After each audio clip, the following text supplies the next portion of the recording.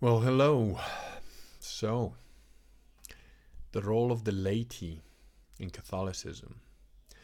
And I did say it's going to be a full rant, so I don't know. I don't really rant that much. The thing is, some stuff's happened in my the I guess I can call it a church where I go to once a month to attend mass and so on. And it's quite interesting. I put it on my blog, the more details of it, basically. But the point I wanted to make is that the Catholic Church civilized the world pretty much, invented science and so on, and did all those things. Yes, I know you're spiraling, Protestants, Orthodox. I know you're spiraling now, but just deal with it. It's reality. You're going to have to face it one day. So, yeah, I'm in an offensive mood.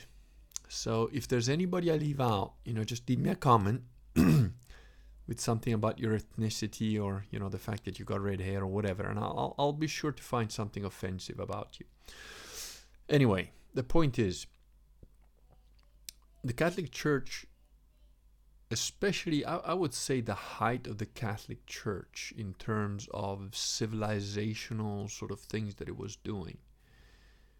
And, it's difficult to say because you could cherry pick, but I think by around the 1800s was probably the most civilized time in history to a certain extent. I know that in England you had the Industrial Revolution, but you got to remember they were Protestants, and that's why they worked children to death and so on. And I'm sure there was some other shitty stuff going on somewhere else. But by and large, I think in the Catholic countries, around the 1800s, 18th, 19th century, something like that, like 19th century, I guess, was probably the height of good Catholicism. Maybe a little bit earlier than that, because by then the infiltration of the Freemasons was quite heavy already. So it's hard to tell, but anyway, certainly before the 21st century, or even the 20th, really. And the thing is, all of it, pretty much all of it, we're a remnant. All of it was lost. And why was it lost? How was it lost? Yes, of course, it was infiltrated by predatory homosexuals, Marxists, and most of all Freemasons. It was, absolutely was. And all those Americans that are freaking out now because they're saying, but the Freemasons, they just build hospitals for sick children and they're good guys. I'm a Freemason. We just have a couple of beers and we raise money for charity. Yeah, you don't know shit. You don't know anything. Read up what the Freemasons are. Understand that the Illuminati is a real thing. Was started in 17 something or other by a guy called Weishaupt. That was one of the names. But they're Satanists. Essentially, they're Satanists. And they are, Freemasons are actually active Satanists. And if you look at their lodges and the inside of their lodges and how they're set out, it's very clear. But that aside, whether they call themselves Illuminati, the Illuminados, Sendero Luminoso, whatever, their name is Legion, but they're essentially serving the Prince of Lies.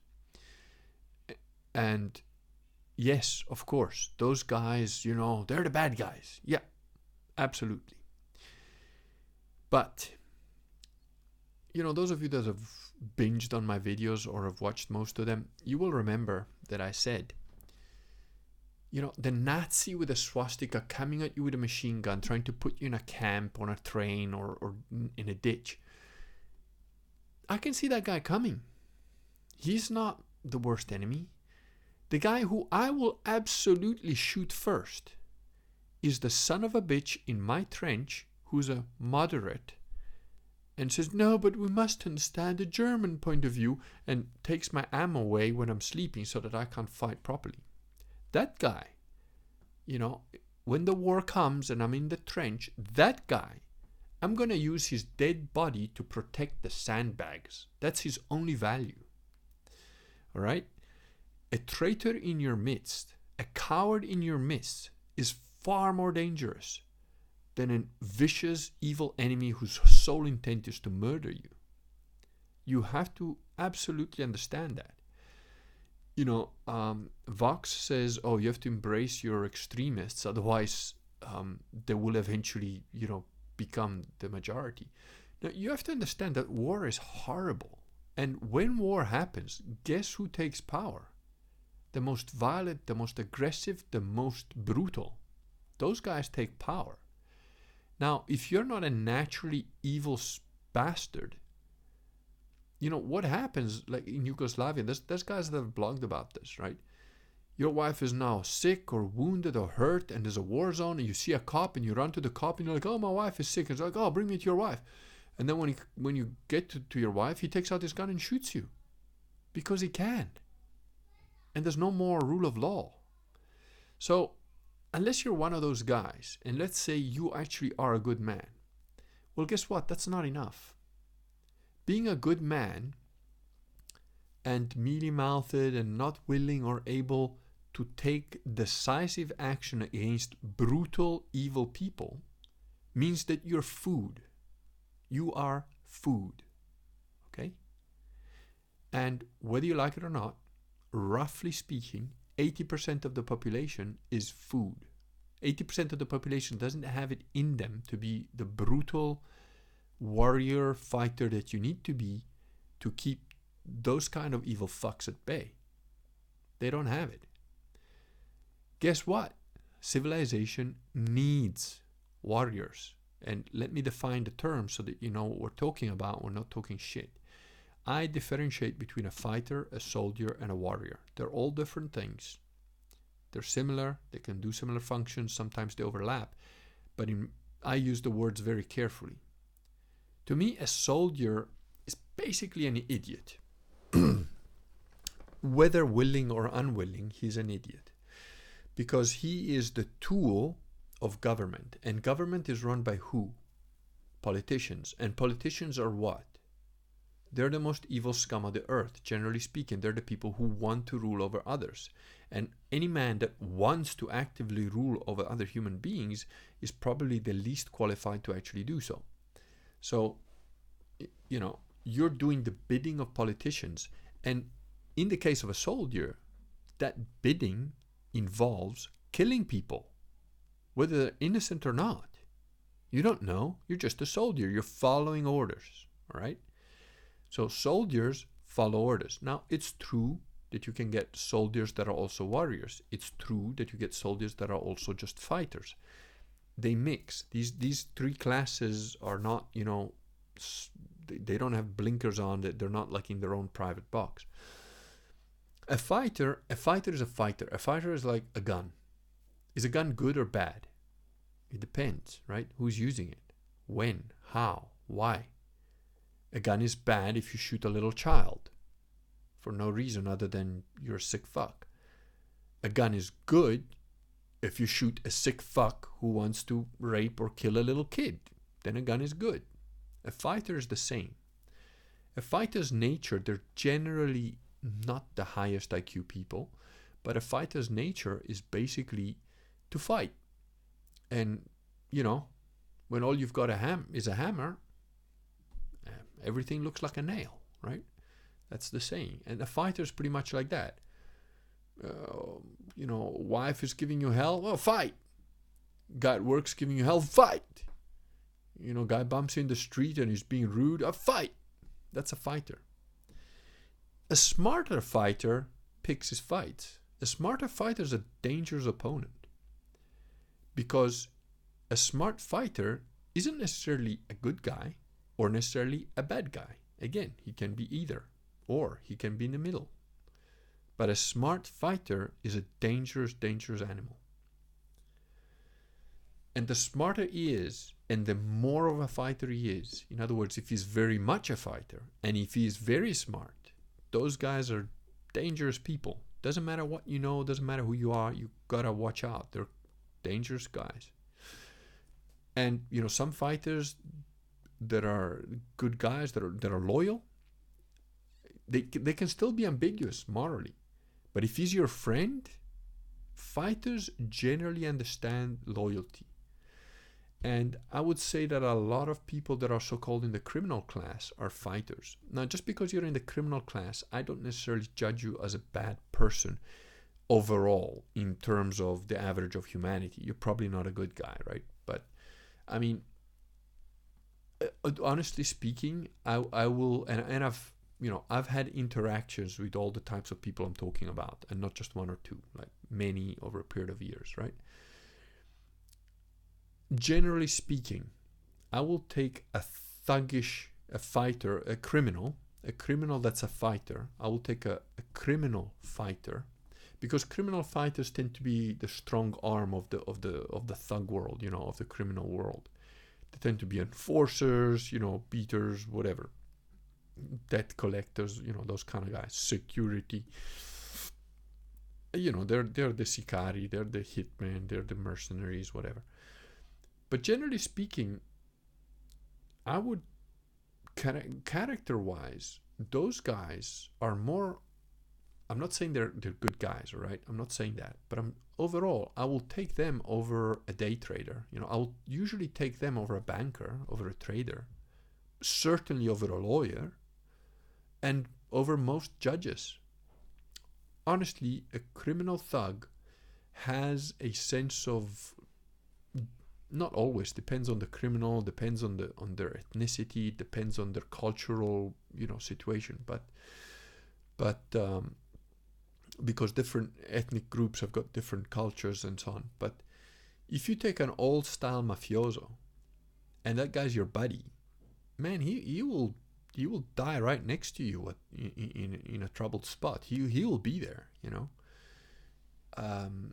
while a so-called good guy, family man, white collar banker, he ain't gonna be anywhere near you when the shit hits the fan, and he will sell you out in a second. So again, you're saying, oh, but everybody has a go at whores, like prostitutes and whatever. Again, I have not used the services of prostitutes, at least. Well, at least not in the traditional fashion. Let's say I've had relationships with women that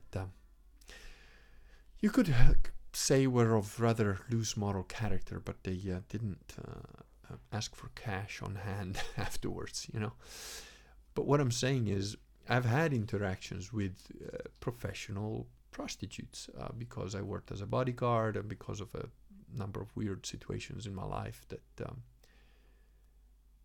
I spent quite a bit of time speaking with prostitutes, not frequenting them for business or anything like that, but, and again, on average, unless you're dealing specifically with money for sex or stuff like that, or when to get paid for something, aside from the factor of money, which is obviously very important to prostitutes, they tend to generally be more honest people, and even sometimes with money, than a lot of people. Certainly the most people I've met in business, in just normal, so-called everyday normal business. So for those of you who haven't lived the kind of crazy type of life that I've had, this is going to sound like bullshit to you, or you'll think I'm crazy, or you'll think, oh, he's not Catholic at all, he's just a pagan weirdo, he's like some sick sex freak or whatever. As I put on the blog, I really don't give a fuck what you think about me or who you are. I don't care. But the point is, what I'm telling you is based on reality and years of experience in situations that most people never encounter even once, and I've spent years in it, So, and you'll find that generally speaking, other people that have had experiences similar to mine will tell you the same thing. So it's not just my idea, it's common knowledge among the people to whom these things that are generally outside of the norm are common. So I've defined what a fighter is, I've defined what a soldier is. Warrior, in my mind, is the evolution of either or both of those other two classes. So the way I think of a warrior is a person whose personality, character, whether by choice, divine inspiration, nature, biology, whatever, they have an intrinsically a high sense of justice. And in essence, that is their most sort of motivating factor, which is justice. Now, it is justice as they see it. It's not necessarily justice as you see it. For example, you can have a warrior who is a criminal mafioso, and that guy will not cross certain lines. You know, what those lines are, only he knows. But it might be like he won't hurt women or children. You know, there are serious mafia thugs who would draw the line at hurting a woman or a child, but will do all sorts of other horrific shit without batting an eye. And that's because they're protecting their community, which in the case of a mafioso is, you know, the gang. And look, those old style mafiosos are almost all gone now, right? I don't know if there's any left. There's maybe a few of them here and there, but you know, most mafiosos now are like, they carry a briefcase and they're in government. Those are the real fucking criminals, and they've got no morals whatsoever. But you know, a warrior the ideal warrior is somebody who is Christian, Catholic, as far as I'm concerned. The Knights of Malta. You know, read the Siege of Malta in 1565. Read up on De Valette, sorry, the leader of the Knights of Malta. Read up on these people. Those are warriors. You know, the Knights of Malta were like, I think 300 or just under or just over 300 knights. And they fought, you know, like Leonidas. Those guys, those were warriors. They sacrificed themselves for the good of their people, for the good of their community, for the good of their family, for the good of their friends, in unsurmountable suicidal odds. Those are warriors. Now, in order to have a civilized society, and in order to maintain a civilized society, even in times of brutality, chaos, war, and so on, you need warriors. You're not going to have a civilized society. You're not even really going to have a society without warriors. You're not going to have certainly any kind of society you'd want to live in without warriors. Warriors are a necessary part of the human experience. Most people are not warriors. Most men are not warriors. And most men who'd like to think of themselves as warriors are not warriors. And I'll take one group of people just at random to offend them. Cheers. Cops. By and large, in the vast majority of cases, there are exceptions, and I've met them, and I know some of them, but by and large, cops are not warriors at all. Cops are cowardly thugs. Cops are not even fighters, and not even soldiers. Cops, by and large, are pretend soldiers. They would like to play dress up at being a soldier, but they don't actually have any duty to serve, to protect, or to do anything other than look after their own ass, shoot your dog, and eat fucking donuts. That's cops. They're a pretend warrior class. Real warriors, you can kind of, if you know how to spot them, you can spot them. They just have a way about them. And you won't necessarily see it from how they look. Not all warriors are 6'2", good-looking, intelligent, fit guys like me. Some warriors are bespectacled, 50-kilo, thin, nerdy-looking guy. Because a warrior's main power is his heart and his mind, and kind of interchangeable. You see, if you only have the mind, that usually could be an intelligent fighter. But if you're a warrior, you gotta have heart. And heart is what guides you. That's the difference between a warrior and a fighter or a soldier. A fighter or a soldier can be guided by mind. A warrior is guided by his heart, and he uses his mind to survive the travels that his heart takes him on. I've built up this analogy long ago, and that's very useful, that I think a human being is like a fighter plane. One of those fighter planes that's got a pilot and a navigator. I think the Harrier jump jet has that. I'm not I'm not any kind of expert on planes, but I think the Harrier jump jet had a pilot and a navigator. A human being, a man, is like a plane. So most people think the pilot is the boss, right? The pilot, he's the pilot. You know, he flies the plane, he drops the bombs, he dogfights. He's the guy that controls everything. And everybody thinks the pilot is the main dude. Do you know what the pilot's job is? To keep the plane alive, because the plane is worth $30 million at least, if not 100.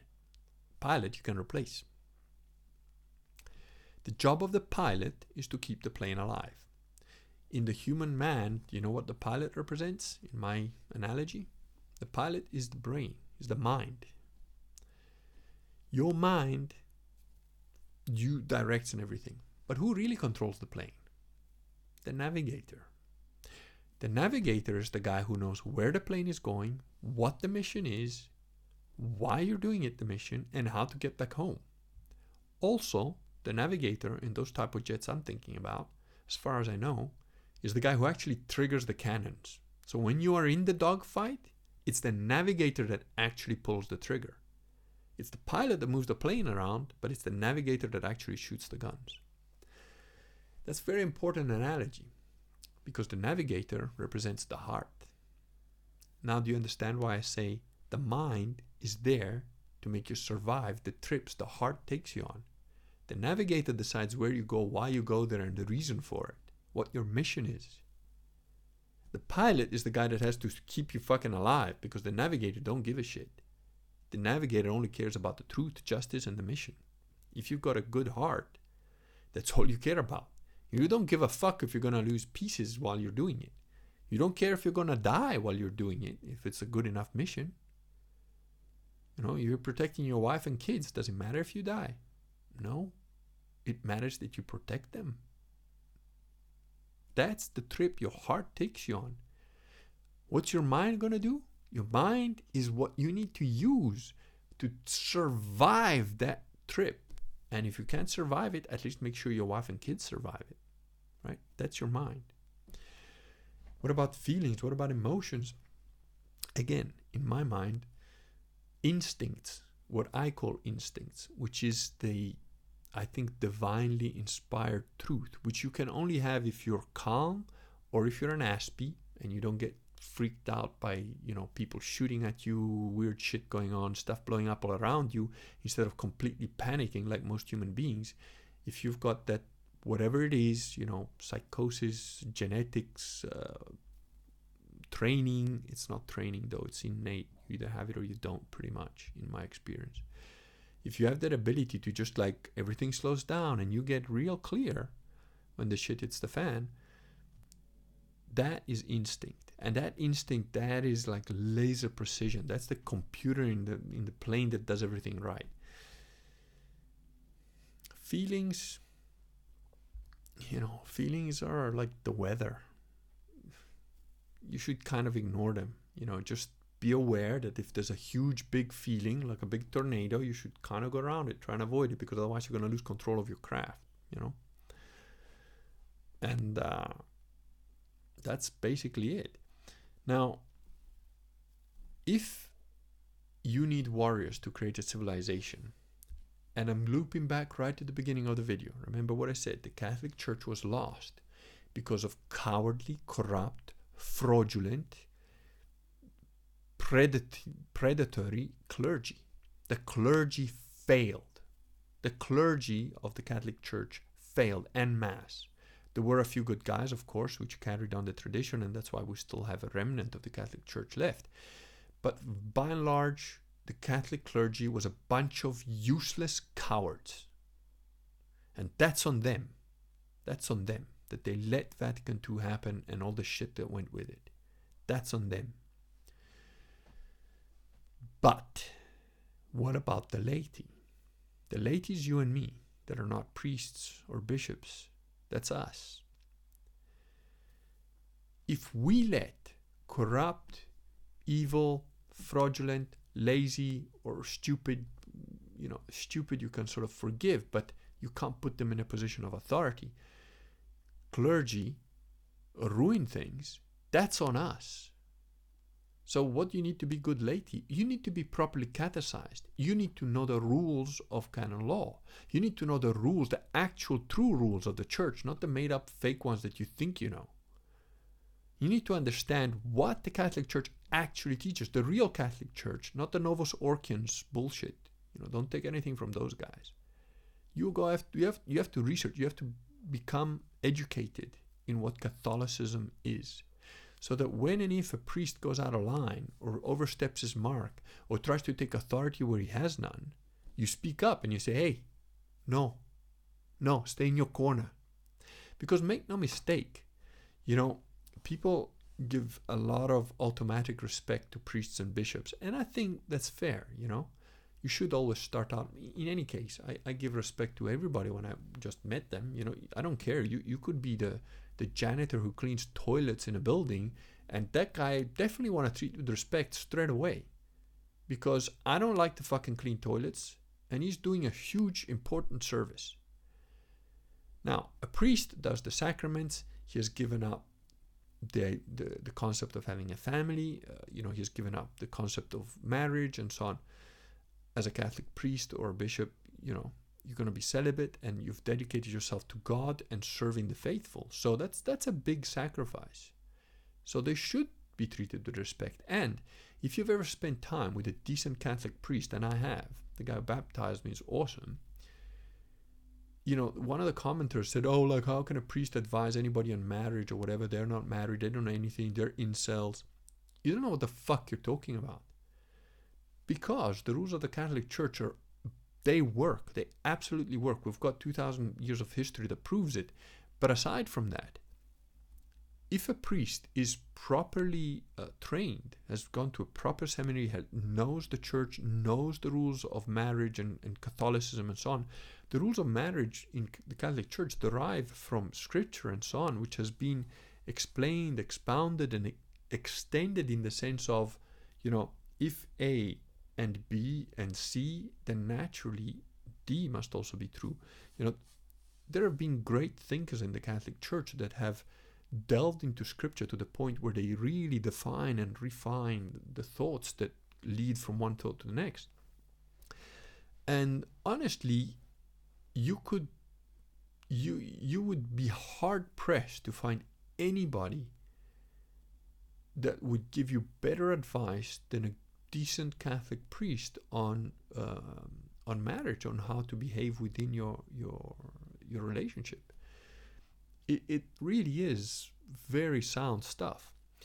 Now, if say a priest decided to say, no, whatever, you go to confession, he goes, no, confess all your sins exactly, and tell me just what position were you in when you did some sexual wrongness, that, fuck you don't need to know that shit, that's a wrong priest, right? That would be a guy who's just some kind of pervert or whatever.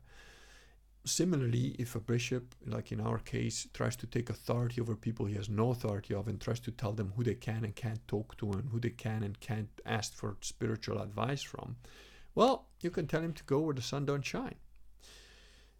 Because again, right or wrong, for me, every human being is I treat them the same. You treat me good, I treat you good. You're respectful and loyal, I'll be respectful and loyal. You're a fraudulent authoritarian bastard, and I'll tell you that's exactly what you are. And I'm scared of no man. I don't fear any human being on earth. I really never have. And that's not arrogance. That's just because it doesn't matter. There's guys that are faster than me, better fighters, better killers, whatever. You can kill me. You can't change my mind. You can't change my heart. You can destroy me, maybe. If you're good, if you're quick, or if there's lots of you, maybe. But you ain't gonna defeat me, And I've just reminded myself of Uldis, the guy that he taught me a lot of Systema stuff, and he's a really good guy. And when he first came to London and he started to train with us, and I immediately asked him to teach, because I could see he was a lot better than me and so on. And this other Russian friend of ours said, when he first came here, I called his teacher up and I said, what is he like? And his teacher said, if you have enough bullets, you might be able to kill him, but you will never defeat him. It's a very Russian way of thinking, but I understood instinctively what it meant, because you can kill me. You're not going to defeat me. You're not going to break my spirit. You're not going to change my mind. You're not going to change my heart. No way. Don't care who you are. And that spirit is required. And as laity, that spirit is required. Now make no mistake. In the laity, just like in everything else, 80% of people at least are sheep. 80% of people are villagers. And there's nothing wrong with that. I'm not saying that in a disparaging fashion. And by the way, I was taught this bit of wisdom by an 18-year-old when I was in my 30s. He was the brother of my girlfriend at the time. And I was working as a bodyguard for some people that, quite frankly, for the most, not everybody, I worked for people that I liked and I respected, few and far between. Most of them were people that I wouldn't have coffee with, and that was the thing, that I wasn't even sure. I started doing that job because a guy asked me. He was in need, and he didn't know where else to go, and he needed somebody else on his team because it was a guy short. I said, yeah, okay. I did it as a favor, and then it became a regular thing, and it became kind of a job. And then I did it by myself for others and so on. And the thing is that I did that job probably because of my samurai-like upbringing in a very samurai fashion. As in, I didn't care that the guy that I was guarding was scum. If something happened, I would have, and my job was the stay behind guy, I would have stayed and I would have emptied my gun until I got bullets, and then I had the knife and I'd carry on with that until I'm either down or everybody else is down. I'm there. But, I'm not stupid. I knew the guy was kind of scum, and it became pretty obvious. And I was sitting one evening with this guy, the brother of my girlfriend was a young guy, and he asked me, but why do you do it? And I was like, I didn't really answer.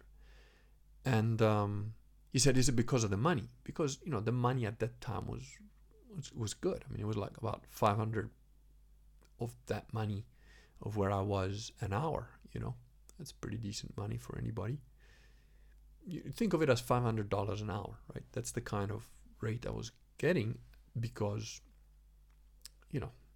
it was pretty serious shit. And the guy definitely needed bodyguards. And not like in the Hollywood style, some guy would he actually needed people that would stop him from getting killed. And he said, oh, is it because of the money? And I half laughed and I was half offended. I was like, what the fuck are you talking about? I don't give a fuck about the money. Who cares about the money? Besides, if I get shot, I don't, it's not like I can spend it, Who gives a fuck about the money? I said, I don't know why I do it, and that was my answer, because he kind of put me on the spot, and I didn't really have an answer. And then he said, is it the money? And I was like, no, fuck the money. I don't care about the money. And it's like, I don't know. I don't really know why I do it.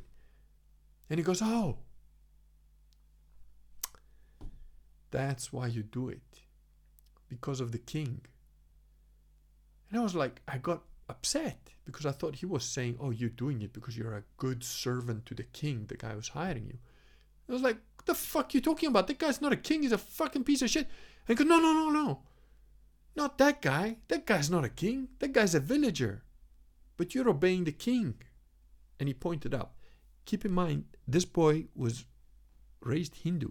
He's not Christian or whatever, but he had an insight into certain things. I mean, this kid was like weird, man. He, as a teenager, he could take apart a television that was broken, fix it, and put it back together. And how the fuck he did it, only he knew. And it's not like anybody taught him. He was like idiot savant kind of guy. But good guy, really, I like him. not in touch with him very much now, but when I do speak to him, he's like one of my favorite people from that family. He's really awesome guy. And I kind of stopped in my tracks. You got to keep in mind, I was like a completely Zen agnostic at that time. It was like the only thing that mattered is the movement. That's it. That's all I did 6 days a week, and I didn't think about anything else. So when he said that, I realized like, oh fuck, he's right.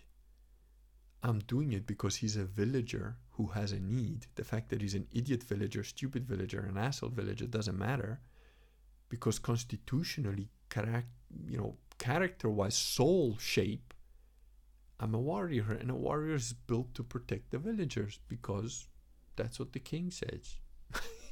God. And it's like, I'm not saying it was a perfect philosophy that I had, but it kind of fits. And that is your job. If you are a Catholic, you are one of a few types of people. You're either potentially a martyr, in which case you are higher on the ladder of things than I am. I might become a martyr, but I'm telling you right now, I would never be a willing one. That's not my choice to be a fucking willing martyr. No ways. If they're going to nail me to a cross, they're going to have to fucking fight all the way, because I'm going to go out fighting. I'm not going to just let them do it. Fuck that. Or you're a warrior. If you haven't seen it, watch the movie, old film with Robert De Niro and Jeremy Irons, The Mission. That is the archetypal of the martyr and the warrior. And I know which one of those two characters I'm definitely find myself a lot more in. But most people are neither. Most people are not fighters and not martyrs. Maybe if you push them to the extreme, they become one or the other. But most people are just villagers. And don't put yourself down. If you are a villager, do you know what your job is? Your job is to raise your family as best you can, to provide for them as best you can, is to make them happy, educated, and fruitful, and multiply. That's it. That's your job. As a villager, your job is to be a good neighbor, a good friend, a good father, a good mother, a good wife, a good husband. That's your job. That's an extremely important job. Civilization doesn't exist without you. Because mark my words, if it was only the other 20%, which are the fanatics, the zealots, the priests, the warriors, the kings, those guys, they'd eat each other alive. If it's only warriors, sooner or later they're going to start a war, because that's all they know. And they get bored. They might start a war, not even because they hate each other, just because like something to do. Because as a warrior, your job is to train for war the whole time and try and avoid it the whole time. Because war is not good for the villagers. But your life is spent practicing and training, killing, strategizing, tactically overcoming the enemy. That's all you do, and that's all you obsess about. In every aspect of your life, you become like an expert of violence, an expert of war, an expert of strategy, an expert of tactics. That's who you are. If there's no villagers to protect, what the hell are you going to do? Play mahjong? Play chess? You can only do that for so long. And if you're a priest, again, if you've got nobody to catechize, if you've got nobody to give the sacraments to, if you've got nobody to advise, what are you going to do? You're a fanatic. If you're a priest or a warrior, you're basically a fanatic. Hopefully a good fanatic, but you're a fanatic nonetheless. That's your nature, And we need those people. So as the laity, if you are a villager, first of all, if you're not strong enough and if you're not tough enough to take on when there is flawed clergy, that's fine. But if you decide to follow a warrior that's good and just and tries to do stuff, then you follow. Be a good follower. Nobody's asking you to be a leader. Nobody's asking you to take the initiative. But you have to cast your vote. You still have to at least cast your vote, all right? Everybody has to. Sooner or later you have to. Just like when you become a Christian, when you choose to become a Catholic, when you choose to become whatever you become, that's a choice. You've put a uniform on now. You know, when I said I'm getting baptized and become Catholic, that's it. I've got my uniform on. I know which side I'm on. And that's the side you're on forever. That's it. Choose it and stick with it, you know. So, look, if you make mistakes, that a genuine mistake is a genuine mistake. But, you know, let your yes mean yes and you let your no mean no, right? Again, Bible. So, it's important that the laity is catechized, knows what they're doing, knows what they're talking about, and is unafraid to correct a priest. Because remember, there is no perfect priest. There is no perfect bishop. Just like there's no perfect layman, there's no perfect warrior, there's no perfect fighter, there's no perfect soldier. Because we are all fallen. What matters most is your intention, which should be to do good and to serve others. And the best that you can see reality and truth. So, as a Catholic, I'm letting you know, make sure that you choose wisely. And you do have to choose a side. You can sit on the sidelines, dodge, duck, and dive, and pretend not to care and not get involved and just slide through everything like a lawyer. That's what lawyers do, you know. And I really, sorry, but, you know, villagers, farmers, you know, honest blue-collar workers, or even white-collar workers, you know, although they're usually more corrupt. You know, all those guys trying to squeeze between the lines, that's more power to them, because they are the ones that suffer the wars that the priests start and warriors fight, you know. But if you're a lawyer, you got enough out of a brain that you could be or a priest or a warrior, but you've chosen to be a lawyer, and that's, you know, I think there's some purgatory in there for you. That's my opinion. Anyway, so that's my rant as far as it goes. And then I just finish off with a little article. You know, the picture I've got on one of the last videos about the Catholic Church. I've taken a picture of Mel Gibson, and I found this little article that's actually, I hope it's true, but I'm just going to read it because it's funny and it made me laugh. Mel Gibson, religion. Mel isn't just Catholic, he's hardcore Catholic. He belongs to a small sect of Catholicism called Traditionalist Catholicism. You know, so we're like kind of buddies. Political views. Well, Catholic. Mel is extremely socially conservative. No abortion, white people rule, women aren't equal to men, the whole thing. When it comes to politicians, he's a conspiracy theorist. They're all puppets for some unknown man behind the curtain. So Mel Gibson is actually possibly one of the only based actors in Hollywood. Awesome. And then here's the article. Mel Gibson grew up in New York and Australia in a giant Catholic family of 11 children. Mel was even named after a saint. Gibson has taken a lot of criticism for his religious views. He belongs to a small sect of Catholicism called Catholic Traditionalism. Gibson has said that mainstream Catholicism got it all wrong. And apparently this is a quote. I probably sound like some egotist, you know, saying that the Roman Church is wrong, but I believe it is at the moment since Vatican II. Go Mel. Really? You went there? That's the journalist now. That's the title. Traditionalist Catholicism was actually started by Gibson's father, Hutton Gibson. I got to read up more about this man because I've heard stories about Hutton Gibson, that he actually shipped arms to some godforsaken place in South America just so that Catholics could protect themselves. Who was a rabid, apparently Hutton Gibson was a rabid anti-Semite. He denies that the Holocaust ever happened and said of the Jews in Germany during World War II, they simply got up and left. They were all over the Bronx and Brooklyn and Sydney, Australia and Los Angeles. Okay, a little bit extreme perhaps there. I mean, the Holocaust did happen, although it didn't quite happen the way they say it happened, and there's a whole bunch of other stuff that most people haven't got a clue about. But, you know, the moment I hear anti-Semite, I'm thinking, Is he though? I mean, if he said that about them, if he really reckons that all the Jews up and left, but who knows? Like journalists, I know how they operate. I don't know. I don't know.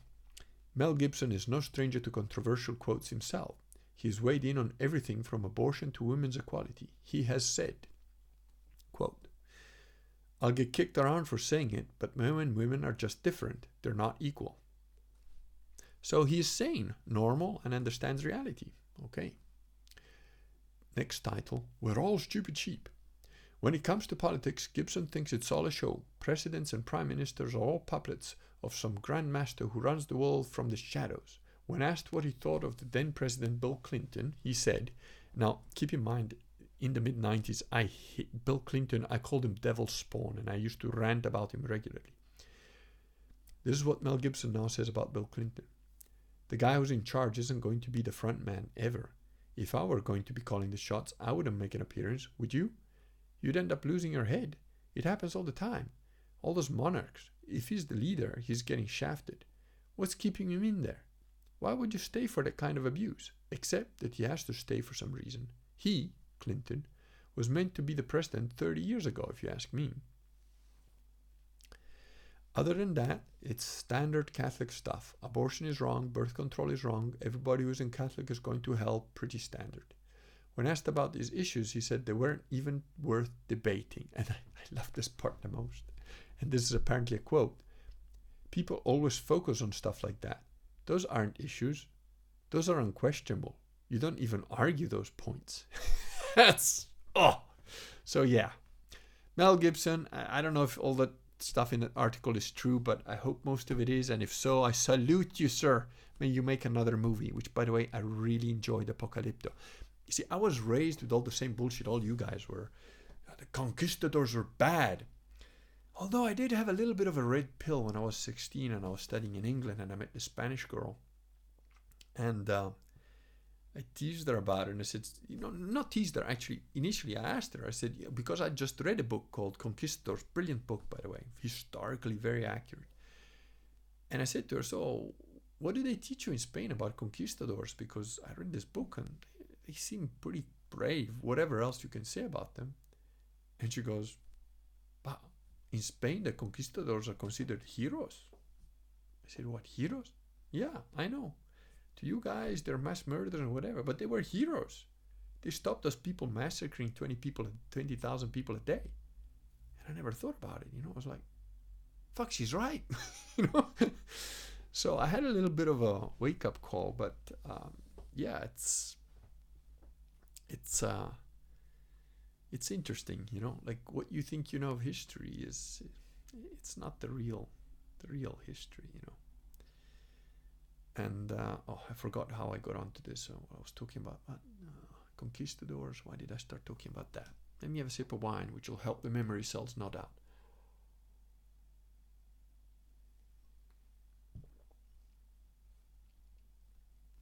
I don't know. I don't remember. Anyway, that's kind of that. And so we need more Catholic warriors. Just remember that. And for those of you who haven't read it yet, I mentioned this on the long blog post I did. So, I wrote Believe a very short time ago, really, but I have already sort of evolved a little bit beyond it. I know more. I read a lot, so I've caught up on quite a few things. Not that this is out of date. It's essentially still correct, good for what it is. If I were to rewrite it now, I'd probably just change a very small couple of things, and I'd definitely add God's Battalions in the bibliography. So if you haven't read God's Battalions, read that first, then read Harold's Lamb, The Crusades of Iron Men and Saints. All right, and for those of you out there who are warriors but are not Catholic yet, think about it. Read up on the Knights of Malta. Read up on God's Battalions. Read up on the Crusades. And then tell me if you don't get inspired.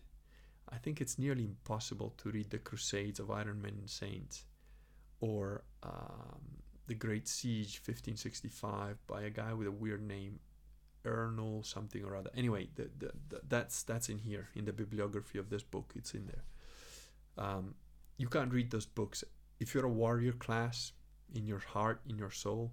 You can't read those events and not get inspired. So remember, True Catholic is not Novus Ordo. It's got nothing to do with Bergoglio and his satanistic pedophiles.